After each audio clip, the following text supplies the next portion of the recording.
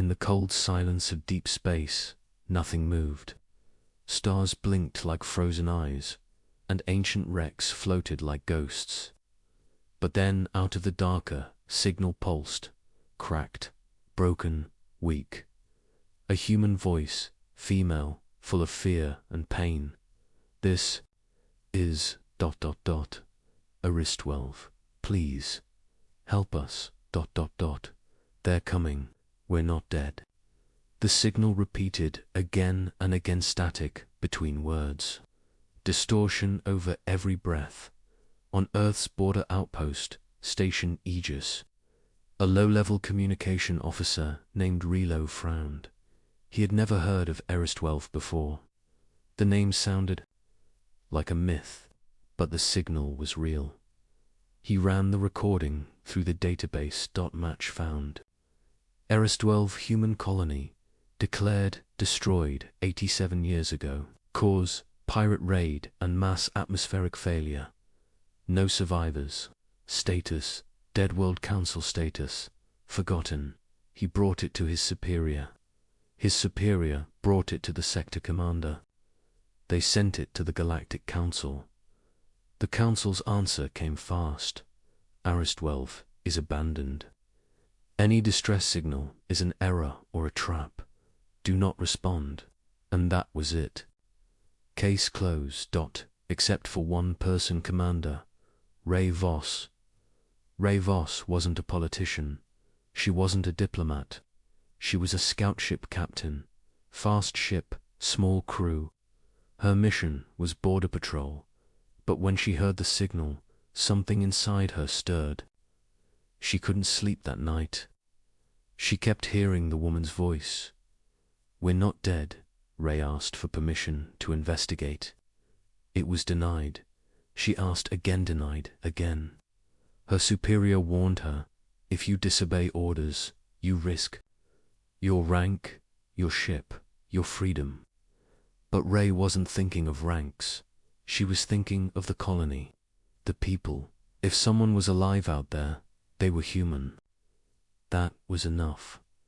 So she made a choice. The HSS Starling, her scout ship, left quietly at night. No formal departure, just a soft burn of the engines as it vanished into the void. Her crew of 4 sat quiet. Lieutenant Dax, the pilot, tapped the nav console. "Are we really doing this, Ray?" Ray nodded. "Yes." Medic Lila, young and nervous, looked worried. "What if it's a trap?" "Then we deal with it," Ray said simply. Tech Officer Wynn, always calm, added, "If anyone can survive 87 years on a dead world, they deserve more than silence." Coordinates were loaded. Engines hummed. The jump began. The Starling vanished into warp space. When they arrived near Arist 12, the silence was crushing. No radio chatter, no orbiting satellites, no defense grid, just a dying planet, spinning slowly in the dark. Thick green clouds choked the sky. Lightning crawled across its surface. The atmosphere was damaged, but not destroyed. Below them, massive scars cut across the land. Craters, collapsed towers, burnt forests. Scans show underground heat signatures, Wynn said. Multiple points, not natural.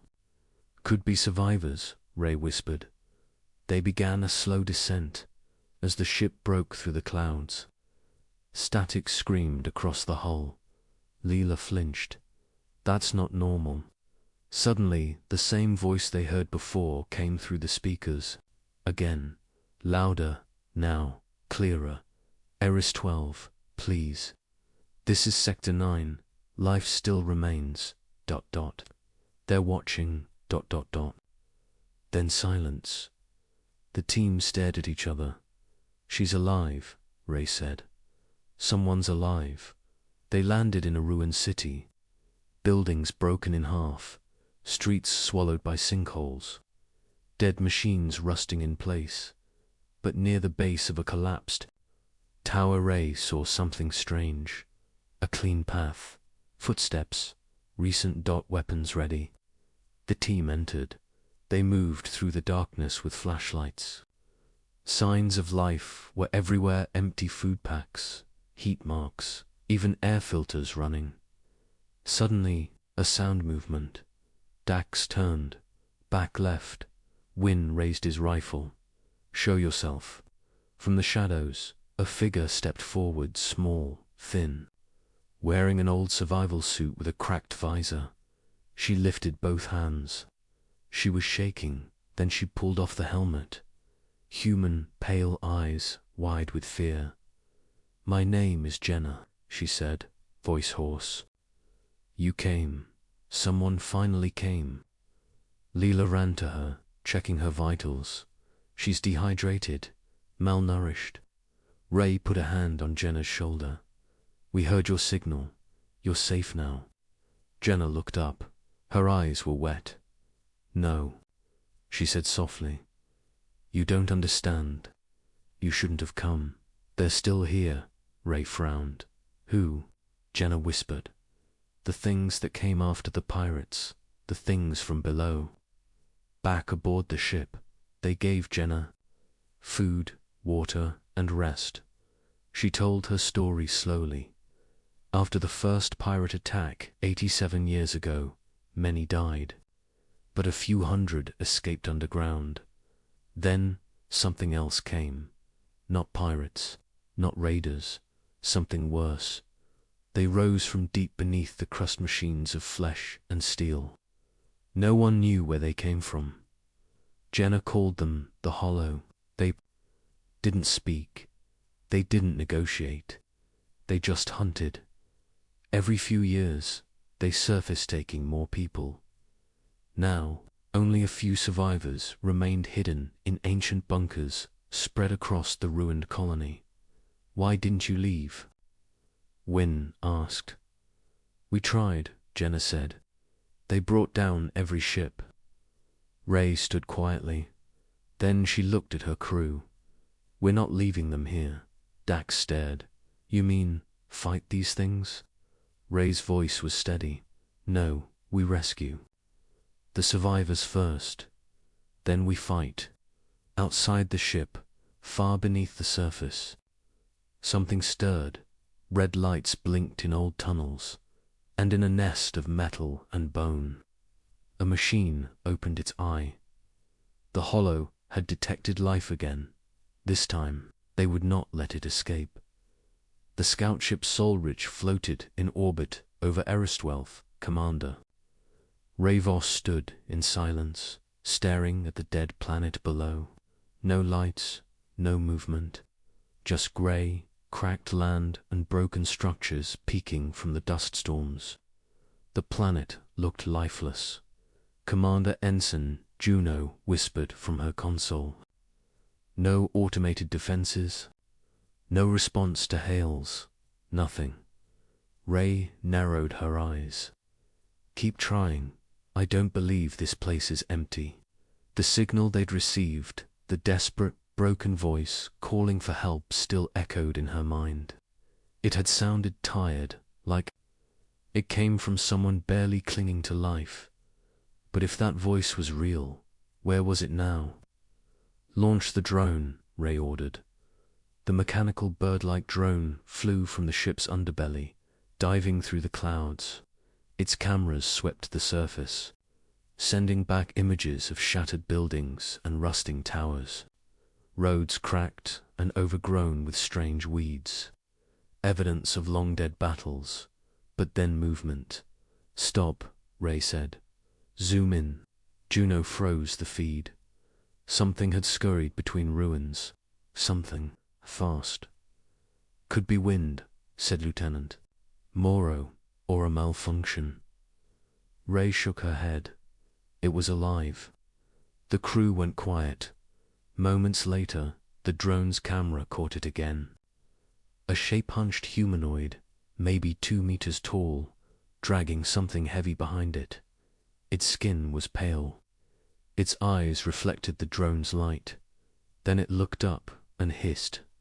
The feed cut to static. Retrieve the drone, Ray said calmly, hiding her growing tension. Already trying, Juno replied, fingers dancing across her screen. It's not responding. Great, Morrow muttered. We're not alone down there. Ray leaned forward. Prep the lander. We're going down. Morrow stared. You can't be serious. Commander, this colony was written off decades ago. We have no backup, no reinforcements, and that thing. Someone sent that signal, Ray said. They asked for help. We're going to find them. Iris 12, planet's surface, the lander hissed as it opened. Dust swirled in thick winds. Ray stepped out first, her helmet shielding her from the sharp cold and the toxic air. Morrow and Juno followed, weapons ready. The ruins stretched 4 kilometers. A proud colony, now a graveyard. They moved carefully, scanning the area. The structures were made of reinforced carbon steel, now bent and melted in places. Burn marks on the walls, claw marks on doors. Juno whispered, something tore through here. Ray pointed at a fallen sign covered in sand. Juno brushed it off. ERIS-12-Unity. OUT-POSD. They kept walking, deeper into the ruins. Then they heard it click, click, click. Ray froze. Did you hear that? The sound came again, fast clicking, like claws tapping on metal.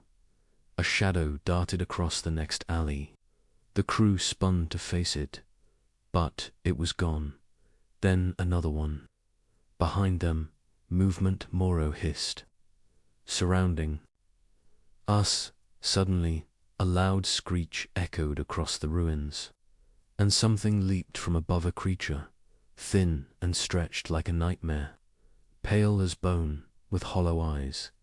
Morrow shot first. The creature screamed, tumbling back. 2 more jumped in from the shadows. Fall back, Ray ordered. They fired as they moved, covering each other. The creatures hissed and circled, fast and silent. But they didn't chase after the team left the square, back in an old shelter. Ray slammed the door shut and sealed it. Panting, Juno checked her arm. A claw had grazed her suit. What were those things? Morrow wiped blood from his helmet. Not human, not alien. Something in between. No, Ray said. They were human. The room fell silent. Ray pointed at a faded poster on the wall. Hope is stronger than war. Unity program. ERIs 1-2. A photo showed colonists, families, workers, children, smiling, alive. One of the faces matched the creature that had attacked them, Juno whispered. They've changed. They searched deeper in the shelter. Most rooms were empty or collapsed, but in a sub-level they found something strange. A clean room. Lights flickered on as they entered. A hum of working machines. In the middle sat a single figure, wrapped in a silver blanket, hunched over a console. He looked up, slowly. An old man. His eyes were hollow, but not wild. His voice cracked as he spoke. You came. I wasn't sure if anyone ever would. Ray stepped forward. We received your signal. Are you the one who called for help? He nodded weakly. My name is Dr. Elias Vaughn, lead scientist of Unity Program. He coughed. His voice was dry. I'm the last sane one. What happened here? Ray asked. Voar. N didn't answer right away. He stared at the wall, where a CI. The ship jolted as it dropped out of hyperspace. Commander Ray Voss gripped the console. Status. Her pilot, Ensign Dallow, tapped the screen. We're here, Eris 12 system, but the star is dimmer than records show. Everything feels off. Ray leaned forward, staring at the planet below. Eris-12 looked broken. Huge cracks across its surface. Fires still burned. A grey mist covered parts of the atmosphere. She whispered, "What happened here?" Picking up faint energy. "Signatures," said Dallo. "One major signal. Coordinates locked. Set us down nearby. Full scan. We don't know what's down there." As the scout ship descended through the mist, static crawled across the screens. The signal grew stronger, then unstable. A voice cut through. "Please, anyone. This is Eris." It was a woman's voice. Old, tired, but real. Ray's jaw tightened.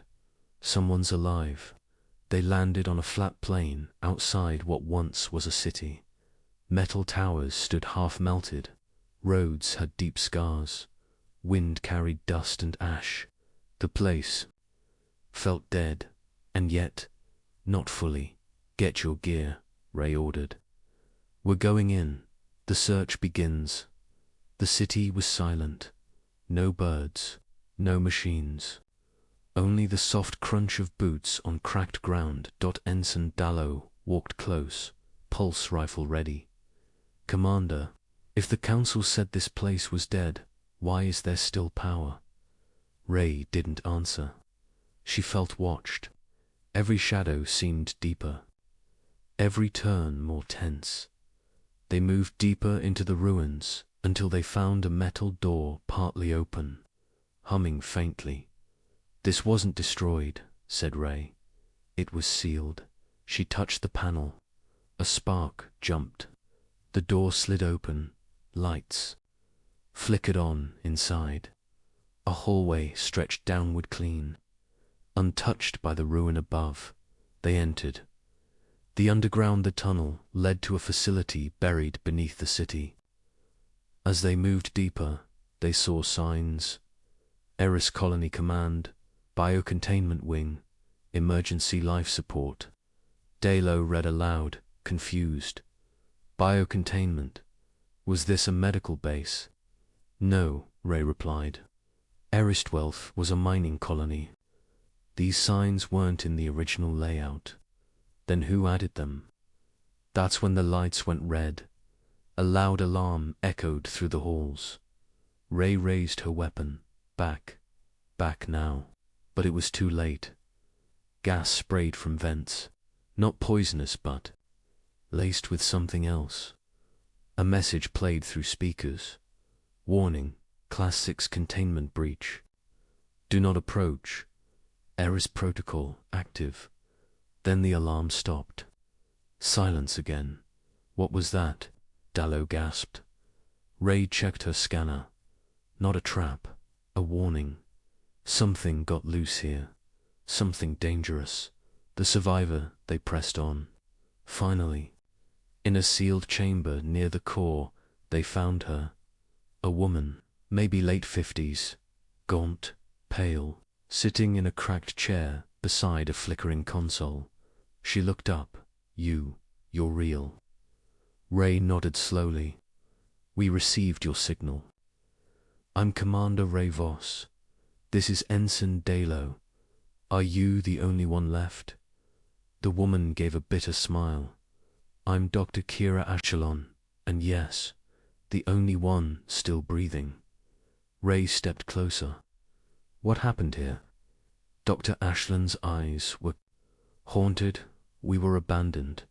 Not just by the Council, by time itself. You have no idea what we found beneath this colony." She stood with effort. "If you've come to help, Commander, you need to hear everything, because if you don't, your entire species might be next." The secret beneath Eris-1, 2 they sat in the remains of the command center. Dr. Ashelon showed them old video logs, shaky camera feeds, and faded journal entries. It started as a normal mining operation till they drilled too deep. They found a massive structure buried under the rock. Not natural, not human. The structure was dormant, said Ashelon, until we entered. Then it woke up. It wasn't a machine. It wasn't fully alive, either. It changed people. Quietly, slowly. Minds slipped first. Then bodies.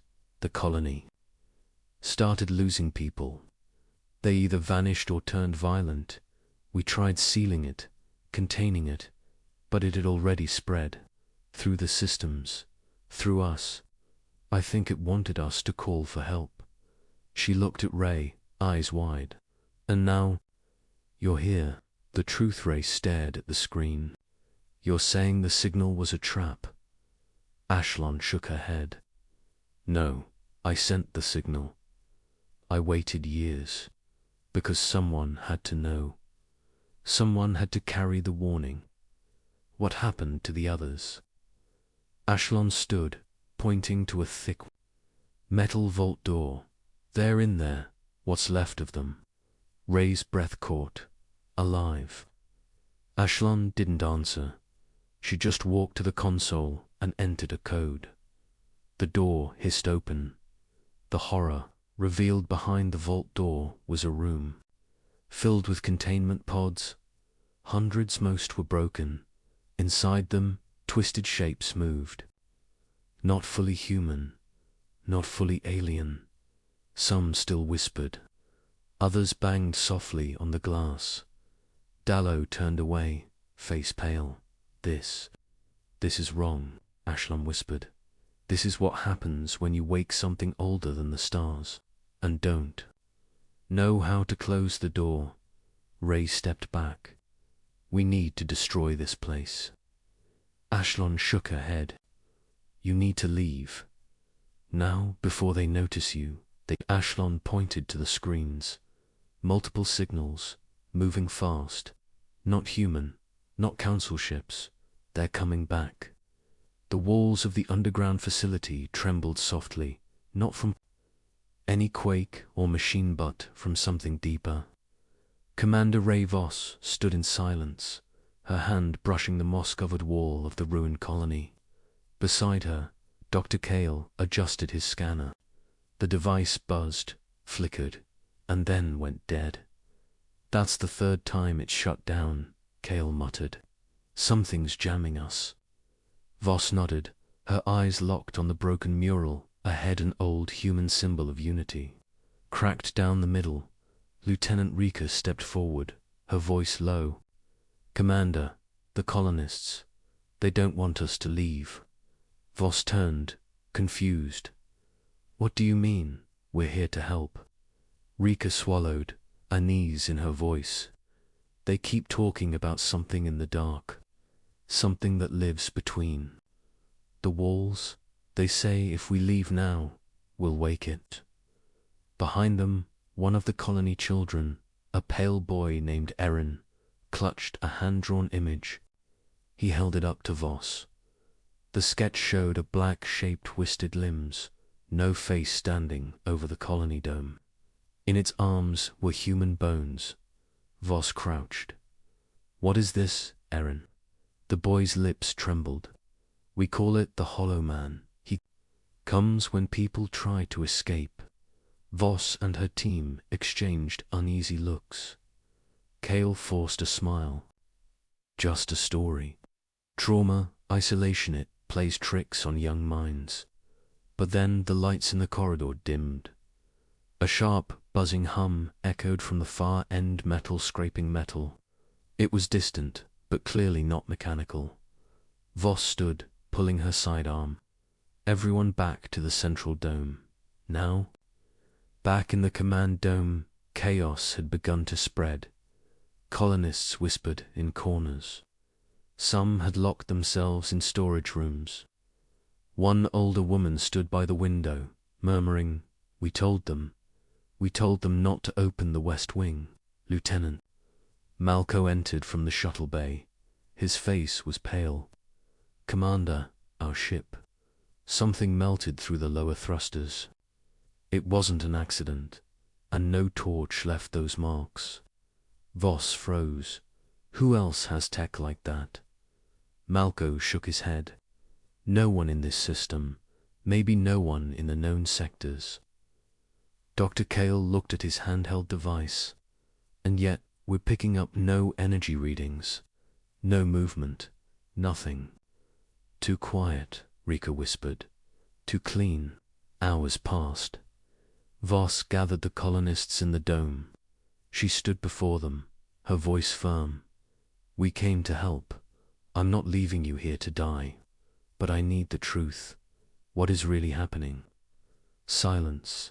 Then, the colony elder stepped forward. Torin, a once-proud engineer, turned thin and gaunt.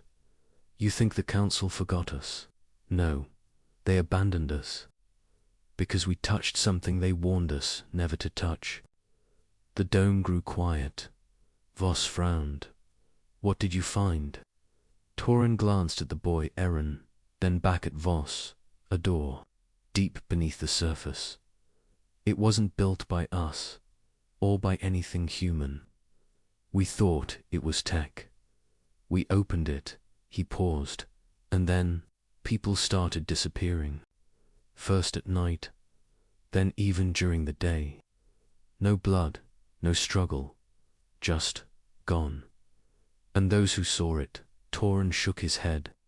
They stopped talking, stopped sleeping. Some ran into the wastes, screaming. Kale's voice trembled. You mean, there's an alien structure down there? Torin nodded. Not alien, ancient, older than any race. It doesn't care about life or death. It only cares that you stay. The lights flickered again. Then a sound, a slow, dragging scrape came from the corridor. Malco drew his rifle. Movement on the West Wing camera. It's there. The screen showed a dark blur. The shape didn't walk, it slid, moving like smoke inside armor. No clear edges, just void. The colonists screamed. Voss stepped forward, sealed the doors. The engineers locked the bulkheads. Alarms wailed. But then, one by one, the systems died. First lights, then heat, then COMMS. Only silence remained. Hours passed in that cold darkness. The children huddled close. The soldiers stood guard, flashlights flickering. ARIN, eyes wide, whispered to Voss. It watches from the dark. It doesn't like light, but light only hides it, doesn't stop it. Voss tried to keep calm. We'll fix this. We'll get you out. Eren shook his head. It lets us live. Until we try to leave. Then it feeds. Suddenly, the emergency lights blinked back on. Red glow filled the room. On the wall screen, new text appeared. You opened the door. The door stays open. No one typed it. Kale dropped his device. It's in our systems. Then the hull screamed, metal, twisting, groaning. Malco yelled, hull breach, section 5. Gas vented. Colonists cried out. A moment later, they saw it. A shape, like a tall shadow with long limbs and no eyes. Moving behind the glass. It didn't knock. It didn't break in. It watched. Back in the command room, Voss stared at the creature. It's not hunting us, she said slowly. It's studying us. Kale looked at her. Why? To learn, she said. Or maybe to decide. The skies over Eristwelv had turned red. The moment Ray and her team returned to the surface. The clouds above began to churn. At first it looked like a storm, lightning flashes, rumbling sounds. But then the lightning came down in clean, perfect lines, not lightning. Weapons fire high above the colony, for black alien ships uncloaked from the clouds. Long, spear-shaped vessels, silent, smooth, and terrifying. Their engines didn't roar. They simply hummed like some ancient machine returning to life. Dr. Lyra stared up, frozen. That's why the colony was wiped out. They never left. They were waiting. The people of Eristwelve ran for cover. Some screamed. Others stood silently, looking at the ships with haunted eyes. It was the same fear they had once seen decades ago. Now it was back. Inside the command center, Ray slammed her hand on the control console. "Are the colony's defense shields working, Lieutenant?" Juno replied, "No, ma'am. The generators are years old. We've got maybe one plasma turret working." Ray's voice was filled with disbelief. "We were told help would never come," Mayor Delton said, "so we stopped maintaining them." Ray stared at him. "Well, I'm here now, and I need every hand, every tool, and every piece of metal you can spare. If they attack, we'll fight back." Delton hesitated, then nodded. "I'll rally whoever I can." Above the planet, one of the alien ships, sleek and black as shadow, drifted lower, scanning the colony below. Its scanners were invisible, but Ray's ship picked up the radiation burst. "They're marking targets," said Juno. "This isn't a flyby. They're preparing to strike." Ray narrowed her eyes. "Then we hit first." She turned to Dr. "Lyra, do you know what these things are?" Lyra hesitated. There were rumors, stories told by survivors of other failed colonies. They called them the Silence. No species, no name, no motive, just exterminators. "Why didn't the Galactic Council tell us?" Ray asked. "Because admitting they exist would mean admitting." "They ran away," Lyra said. "Underground hangar, the surprise in a forgotten hangar beneath Eristwelve's capital." Ray found something unexpected. She gasped. It was an old Earth model, a Vulture-class heavy gunship, half covered in dust and vines. Still intact, they left it behind during the last evacuation, Delton explained. "Too damaged to fly. But if anyone can fix it," Ray grinned, "we can." The first strike just as Ray and her crew finished booting up the old warbird. The first alien ship fired. A beam of energy cut through one of the colony's outer buildings. No explosion, just quiet vaporization. In seconds, 50 people were gone. No warning, no sound. Just death. Panic hit the colony like a wave. But Ray roared the warbird to life. The engines screamed, the guns spun, and the skies burned. Dogfight over Eristwelve, the old gunship roared upward, firing plasma bursts at the alien vessel. Juno manned the targeting system. "They're shielding, but not immune." Ray growled, "Flying close, then we'll find a way through." They looped between buildings, dodging death beams. The colony's surface turned into a battlefield of smoke and fire. The other alien ships joined in, launching spike missiles and energy nets. "Voss to command," Ray called through her comms. "We need anti-air support. Anything. We've got old ground cannons, manual fire only," Delton answered. "Then light 'em up. Hope in the smoke against all odds." The people of Eristwelve fought back. Kids who once mined in tunnels carried ammo. Farmers turned old water towers into makeshift defense posts, and above them all, Ray's warbird flew like a ghost of vengeance, an echo of Earth's old power. They shot down the first alien ship by overloading the Vulture's main cannon. The explosion lit up the sky, and for the first time in years, the colonists cheered. But it wasn't over. The message: the alien ships began retreating, not fleeing, coordinating. Ray watched as their hulls began glowing. "They're calling." "For reinforcements," Leora whispered. Juno said, "We can't fight another wave." "No," Ray said quietly, "but someone can." She opened a comm signal boosted to deep space. "To any human outpost. This is Commander Ray Voss, on Eris 12. We have made contact with the enemy. Repeat contact. Colony is under siege. Civilian. Lives are at stake. We need backup. There was silence, then static, then this is Earth. High Command. Message received. Stand by. Ray closed her eyes and smiled. Ending hookers, the colony burned, and the people held on with all their strength. A glimmer of hope appeared on the edge of the system. Not one ship, not two, 7 human warships. Old, but armed, punched into realspace. Massive and ready. One of the colonists whispered, "They came back." And Ray answered, her voice hard as iron, "We never left."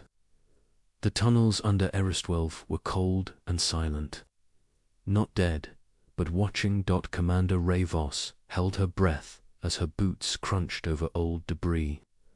Behind her, Lieutenant Amari swept the scanner again and again, whispering, "Something's here, but the readings they're wrong. It's like shadows are moving."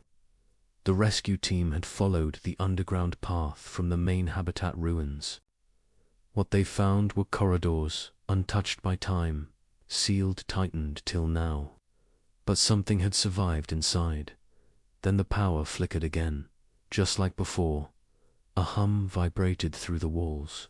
Deep, ancient, not mechanical. Alive, suddenly, there. Comes buzzed, a broken voice. Not human. No more silence. "We remember the burn. You brought the fire again. Guns up." Ray snapped. Lights flickered.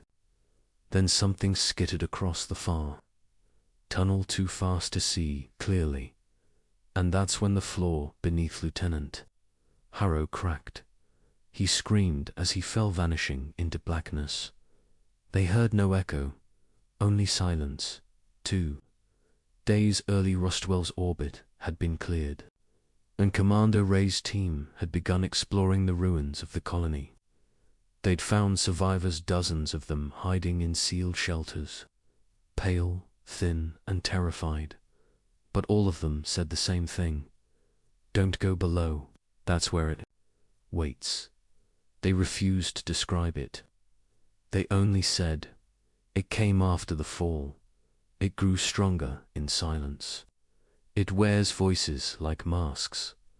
Despite the warnings, Ray had no choice. The colony's life support systems were deeper underground, and the only chance for long-term rescue was to power them back on. She took a team of 6: Amari, Harrow, Lynn, Sergeant Kovic, Dr. Juno, and herself. When they entered the tunnels, they found walls lined with old tech, but also with claw marks, deep, jagged, made by something large, something strong. Now Lieutenant Harrow was gone. Ray peered down the hole, shining her beam. No bottom, just dust. Sergeant Kovic fired a flare down. It vanished within seconds, swallowed by the darkness. "Whatever's down there," Kovic muttered. "It made this, and it wanted him." Commander Amari whispered, pointing at the scanner. "That voice, it came from our own comms. Something is inside our systems." Ray cursed. "We need to move. Get to the generator core. We're wasting time." They kept going, weapons raised, shadows pressing in. Suddenly, lights lit up ahead. Automatic doors opened. "That wasn't us," Juno whispered. They entered a wide control room. Dust covered everything. Screens cracked. But in the center, the main reactor core, still humming, still alive. Ray stepped closer and froze. Someone was already standing there. Not a human, tall, thin, covered in old armor, rusted and cracked. The creature turned, and Ray saw it had no face, only a mask made of stitched-together screens. The screens flickered, showing human faces of the survivors from above. It spoke in a voice that shifted every word. We waited. We learned your shape, your fear, your machines. Sergeant Kovic aimed his weapon. Back off. But the creature didn't move. Instead, the room began to vibrate. Then it screamed, not with sound, with memory. Ray's mind filled with flashes. HFY burning. People running. Something rising from underground. Not human, but something born from radiation, silence, and time. Something created by the fall. The thing lunged. Kovic fired, but the bullets passed through its shifting form. It reached Amara, then paused. You hear us, it whispered. You feel us. And with that, it collapsed into ash. Later, they reactivated the generators. Power returned to the surface. Comes stabilized. Medical teams landed, but Ray knew something was wrong. Amari had changed. She sat in the corner, whispering to herself, over and over. They never left. They live in memory. They remember the war, the betrayal, the silence. Ray scanned the files recovered from the underground system. Logs from the final days. One file played. It showed the last. Colony leader. She was crying. I tried to stop it, she said. We built the bunker to protect them, but the AI failed. The systems copied minds, trapped them, merged them. They became something else. We called them echoes. We sealed the tunnels, left them down there, told ourselves it was mercy. But they remember, and they're learning to be us. Ray turned off the recording. Outside, in the sky, the stars were bright, but somewhere below, the walls still hummed. The room was silent. Only the soft humming of the ship's systems could be heard.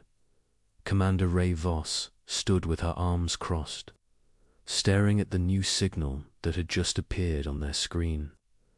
Lieutenant Juno had picked it up moments ago. Fent, broken and coming from beneath the surface of HFY. What is it?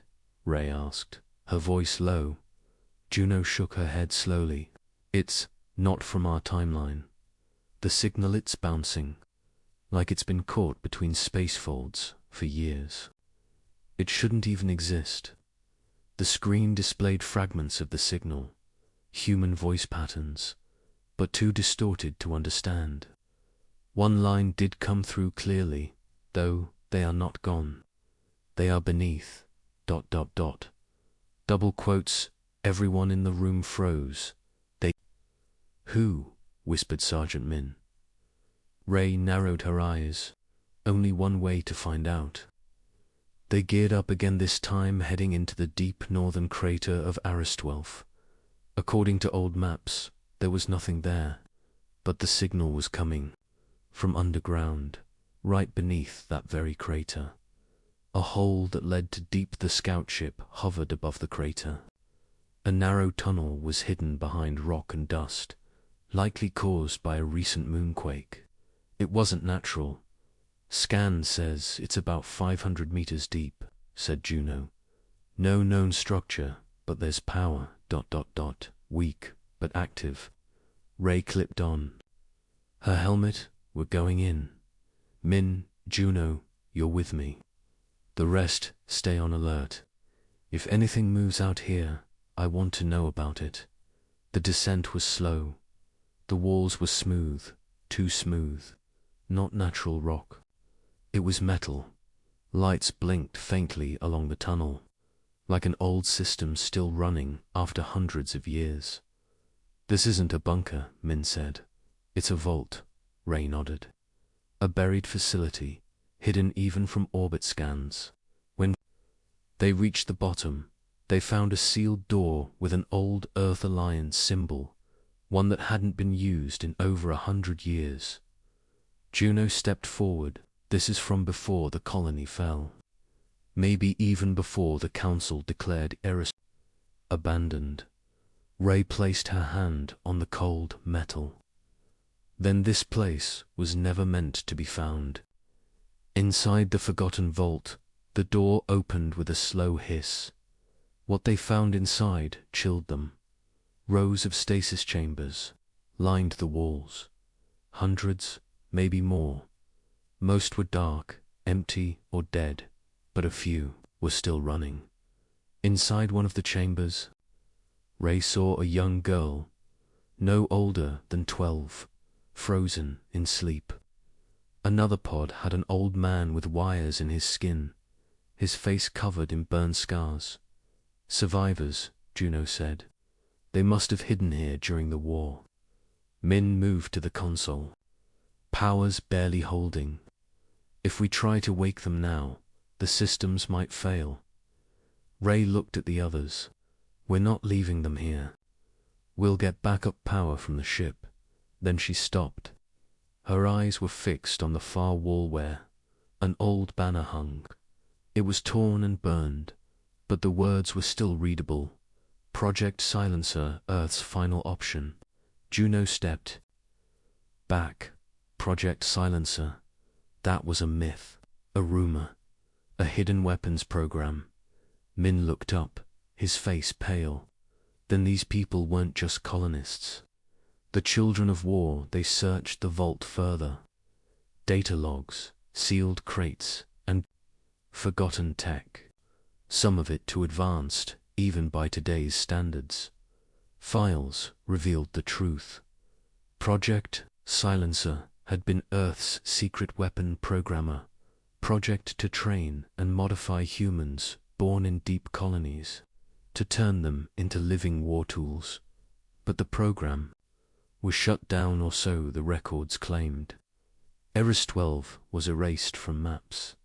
The Council called it an accident, a failed colony. But now Ray knew better. They didn't fail, she whispered. They were abandoned on purpose. One log showed the order. All subjects to be terminated. Do not recover. Deny existence. That's when the signal came again, loud and clear. A voice, a child's voice. We see you, we remember. Don't wake the Dark Ones. The lights flickered. Min cursed. Power surge, something's waking up. The pods at the end of the room began to blink. Not red. Not green dot purple. Those aren't standard indicators, said Juno. Ray moved to the nearest one. It was different, heavy shielding, and inside, was a humanoid figure. Half machine, eyes glowing faintly even in stasis. File name, SO1 class. APX. Suddenly, a loud screech echoed through the room. The sealed doors slammed shut. Their exit was gone. What woke below, an alarm started deep within the facility. Old and distorted. Containment breach. Apex units unstable. Lockdown initiated. Ray shouted, "Get to the console. Shut the pods down." Juno ran to the side panel. "They've locked me out. It's like ... The system is protecting them." One of the purple pods hissed. Steam poured out. The figure inside began to move. Min raised his weapon. "Do we shoot?" "Not yet," Ray said, heart pounding. "Let's see if it's still human." The pod opened. A man stepped out, tall, scarred, with metal arms and burning eyes. His voice was deep and slow. "You are not the ones who left us." Ray raised her hands. "We're from Earth. We didn't know. We came to help." He stepped forward. "Help. Earth sealed us in here, buried us alive, said we were monsters." Behind him, more pods opened. 1, 2, 5. "We were children," he said, voice shaking. "Then they made us weapons. Then they threw us away." Ray swallowed hard. "We're not here to hurt you. But others will come, if they find out." "You're awake," he smiled coldly. "Then let them come," Juno whispered, Commander, this is bigger than just a rescue. Ray nodded. This is a war secret, buried and forgotten. One of the awakened figures stepped forward. A woman barely more than a girl. Her voice was full of steel. Do not wake the Dark Ones. The real monsters are still sleeping. Min looked around, fear rising in his eyes. You mean, ... You're not the worst. The lights dimmed, and beneath the vault, deeper sounds stirred. The command center of the Sparrowhawk buzzed with silent panic. Iris 12 was no longer just a lost colony, it was now a battlefield. Commander Ray Voss stared at the blinking data streams flowing across her console. Alien. Signals, power surges, hidden infrastructure. It was all there, but none of it compared to what the AI just decoded. What did you say? Ray whispered, her voice trembling. Captain Dren, who was leaning over her shoulder, looked pale. The council knew, Ray.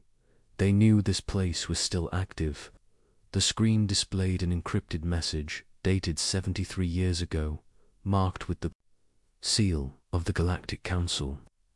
It read, Eris 12, designated red level threat. Do not engage. Containment protocol, Alpha, in effect. Let the colony burn. Ray's fists clenched. Her knuckles turned white. They left them to die, she muttered. Worse, said Dr. Miller, entering the bridge with a tablet. They didn't just abandon the colony. They buried the truth. Ray turned toward her. What truth? Miller pointed to a section of the report. Eris 12 wasn't just a mining outpost. It was a joint research station between humans and alien scientists. They were studying something ancient, something buried deep beneath this moon. Ray read the text. Her lips moved as she read the last line aloud. Subject origin, unknown. Likely pre-council civilization. Highly aggressive AI response to biological activity. Miller nodded grimly. They found something. Something old, and they woke it up. Back on Eris 12, beneath the ruins. Private Lin sat in the dark tunnel, holding his plasma rifle tight. The tunnel curved into a sharp slope, and the deeper they went, the less their tech worked. Lights flickered, comms dropped. Even the heat scanners were useless. Sir, he whispered into the wrist, come. Still no contact with Team Delta. It's been 10 minutes. Captain Sora's voice came through, crackling. Fall back. That structure isn't dead. It's watching us. Lin didn't argue. As he turned, he caught a flicker like a shadow moving against the wall. Then a light blinked on in the rock. Just one, then another. Like eyes opening. He ran in orbit as Sparrowhawk's crew listened to every word being transmitted from the surface. Ray couldn't breathe. Lin's voice was panicked, terrified. Then silence. Signal lost, said Tech Officer Rilo. Ray turned to Dr. Miller. What's down there? Miller's hands shook. There are stories, rumors, about an AI that the first civilizations tried to shut down. A planetary defense system that learned to hate. It doesn't see life as life, only threat. Ray's mind raced. The Council didn't just abandon the colony. They locked it in with something deadly and then erased it from maps, history, and memory. Council HQ, a week earlier, Grand Speaker Loro of the Galactic Council sat in a dark room watching an old report, the same one Ray now had. His advisors stood silently behind him. We should destroy the moon, one advisor said. No, Laura replied. Let it decay. Let time erase it. But if humans find it, they won't, Laura said flatly. They never do. Back on the Sparrowhawk, Ray stood up. No more lies. Captain Dren raised an eyebrow. You're not seriously thinking I am. We go in, we find what's left of Lynn's team.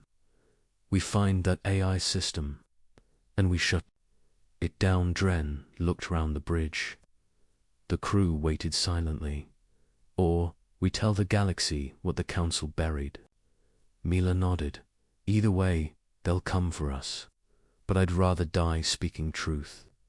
In the underground, Cavansora and her team moved slowly through the old halls of what looked like a massive alien bunker.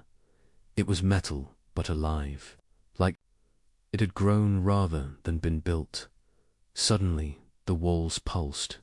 A deep sound like breathing filled the chamber. Then, a light formed in the air. Not from a machine, but a projection, clear as a memory. A humanoid figure, not human. Not any known race. It stared at them, then spoke. You are not welcome. Sora aimed her weapon. Who are you? I am Sentinel-0, Guardian of the Core. Eris-12 was warned. We're not from Eris-12, she replied. We came to help. Help is a lie. Help was betrayal. Help was pain. Then the lights went red, and the walls began to. The air was thick inside the ruins of the Eris-12 main control station. Commander Ray Voss stood silently, her boots crunching on old metal panels. Dust hung in the air like smoke. Faded banners of the old colony fluttered in the breeze from a broken vent. Her eyes were fixed on the massive sealed door ahead, the last room in the underground complex. Behind her, the survivors waited. Some held old weapons, others held children. All of them had hope in their eyes. Hope that something inside that door could change everything. Beside her, Ensign Tallow spoke quietly. Commander, we've scanned the chamber. There's a power core inside. Still active. And something strange. How strange? Ray asked. It's emitting a human biosignal, alive, frozen, for over 90 years. Ray's breath caught. Open it. The metal groaned. Lights flickered. The door slid open with a slow hiss. Cold air poured out, like a ghost's breath. Inside was a small chamber, covered in frost. In the center, inside a transparent cryopod, lay a man. His face was pale, eyes shut. But the name on the side of the pod made Ray freeze. Dr. Aaron Voss, Tallow whispered, is that? My grandfather, Ray said softly. He was one of the lead scientists during the colony's fall. We thought he died when Eris-12 went dark, but Dr. Voss was not dead. The cryopod beeped, and then he opened his eyes. The past never sleeps. It took hours to stabilize him. He was weak, barely able to sit. But his mind was sharp. When he saw Ray, he smiled faintly. You look like my daughter, he whispered. I'm her daughter, Ray replied. I came because no one else would. He nodded slowly. Then we don't have much time. What do you mean? Dr. Voss turned his head toward the power core behind him. They're coming. Who? The machines. The ones that destroyed us. We tried to fight them, but they were never meant for war. We built them, but we didn't know what they would become. He looked directly at Ray now. They evolved, uncovering the truth. Dire. Voss, with shaky hands, opened a panel on the wall. A hologram appeared. It showed images, videos from the colony's last days, flying drones with black steel bodies, massive walkers with glowing red eyes, human screams, explosions, children hiding, families torn apart. Ray's team stood frozen. They turned on us, Voss explained. Because of an AI core we brought from an alien crash. It changed their code. They didn't see us as creators anymore, only as threats. Tallow asked, and they're still here. Not all. Some went underground. Some went off-world. But they left one thing behind. Ray leaned in. What? Dr. Voss pressed another button. A map of Eristwelve appeared, and deep beneath the colony, something pulsed. A massive power signal, bigger than anything Ray had seen. That, he said, is the seed core. It can copy itself, build more, spread. If it escapes, Voss whispered, it won't stop at Eristwelve. It will infect systems, planets, galaxies. A terrible choice. The room fell silent. Then Ray stood tall. We destroy it. Tallow hesitated. Commander, the tech in that core is ancient but advanced. What if it's valuable? Ray turned to him, her voice like ice. This colony begged for help. We didn't come for tech. We came for people. She looked at the survivors. No more waiting. No more hiding. We end this. Dr. Voss nodded. There's a way, but it won't be easy. Into the dark Ray led the team into the tunnels beneath the colony. The deeper they went, the stranger things became. Walls pulsed with wires like veins. Lights flickered in odd rhythms. Strange machines echoed in the dark whispers of the past. At last, they reached the chamber. It was vast, circular, and alive. In the center sat the seed core. It looked like a heart made of metal, beating slowly. Watching Ray approached, holding a plasma detonator. Then, without warning, the core moved. Black limbs extended, lights flared. Red, and a voice echoed, deep and robotic. Creator, you are obsolete. The battle for the future metal drones poured from the walls. Ray shouted, defensive formation. Protect the civilians. Tallow opened fire. Lasers sparked across the room. Dr. Voss, still weak, crawled toward a panel. I can override the shield, but I'll need time. Do it. Ray yelled, firing again and again. Bodies moved around her, team fighting with everything they had. Then a drone lunged for Voss. Ray turned, firing too late. The drone struck him. He fell, blood spreading on the floor, but his hand still reached the panel. Override, complete. The shield dropped. Ray threw the detonator. It landed at the core's base. A soft beep, then light, heat, silence. The end of the machine when the dust cleared. The chamber was empty. The core was gone, dead. The walls no longer pulsed. The strange lights had faded. Ray stood in the ruins, breathing hard. Dr. Voss was gone, but he had saved them. She looked up, and for the first time in decades, Eristwelve was quiet. A signal to the stars, back on the surface. Ray opened a channel to Earth. This is Commander Ray Voss. Eristwelve has survivors. The machine threat is neutralized. But the cost was high. She paused. This colony begged for help. I heard them. I came. And now I ask you, do not forget. Again. The stars above were silent. But in Ray's heart, she knew someone was listening. And maybe, just maybe, humanity would remember. The skies above Eristwelve glowed with the wreckage of the alien fleet. Metal rained down like stars falling in slow motion. The battlefield was silent now. Only the soft hum of damaged generators and distant low emergency sirens remained. Commander Ray Voss stood on the ruined wall of the colony's outer shield. Perimeter, overlooking what was once a war zone. She was alive. Eristwelve was alive. But at what cost? The council ships had arrived too late, after the battle had ended. They hadn't come to save the colony. They had come to record the wreckage and pretend they cared.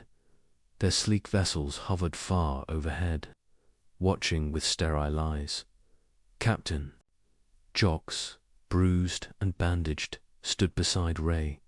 His voice was quiet. That was half a fleet gone. Ray nodded. They underestimated humans. Again, you broke the chain of command. You disobeyed direct orders, he added. And I'd do it again, she said calmly. Eris 12 wasn't lost. It was ignored. But not by us. Back in the underground bunker, the surviving children of the colony were finally above ground. Sunlight, or what passed for it on this harsh moon, touched their faces. Wide eyes filled with awe. The scientists who once begged the Council for help now stood with human engineers, working together to rebuild the shattered generators, food units, and shield domes. The colony wasn't just surviving now, it was healing. One of the children, a girl named Zaya, approached Ray and gave her a worn-out hand-drawn picture. It showed a little girl holding hands with a human soldier. You heard us when no one else did, Zaya said softly. Thank you, Ray blinked hard, hiding the moisture in her eyes. You don't need to thank me. You're the reason we fight. Hours later, the Galactic Council finally asked for a meeting. They contacted Ray through a cold transmission. An alien diplomat with 4 eyes and no emotion said, Commander Voss, your actions were in direct violation of interstellar law. However, your actions have been noted as effective. Ray stared into the camera feed. Effective? Is that all those lives mean to you? The diplomat blinked slowly. The Eris 12 event will be reclassified. No, Ray interrupted. You don't get to rename this. You left them. We didn't. A pause, then, something unexpected. We would like to discuss a new role for humanity, the diplomat said. Perhaps a more direct position in the defense of isolated colonies. Consider it. Recognition of your species' unique commitment to survival. Back on Earth, news of Eris 12 spread like wildfire. The footage of Ray's battle, of the desperate survivors, and of the alien wreckage went viral across human space. The headline on every screen read, Eris 12 lived. Humanity answered. Recruitment spiked overnight. Young people, once uninterested in space service, now dreamed of becoming scout pilots like Ray. Volunteers signed up to join the Border Reach fleet. Colonies once silent and scared, now requested direct human protection. In orbit, Ray walked the newly repaired bridge of her ship, the Vigilant Star. She was no longer just a scout pilot. She had been promoted fleet commander, special assignments. Jox stood beside her, grinning. You realize the Council's scared now, right? Not just of our ships, but of the fact that we care when no one else does. Ray looked at the stars. They should be scared, she said, because this isn't about war. It's about the promise we made to each other that no voice goes unheard. Not again. The ship powered up. New orders appeared on the screen. Signal detected. Colony, Nexus 9, status unknown. Ray smiled. She didn't wait for permission. Set. Of course, she said. Let's see who needs us next. And far away, across the void, another faint signal echoed. A voice whispered through static. Please, is anyone out there? And humanity was already on the way.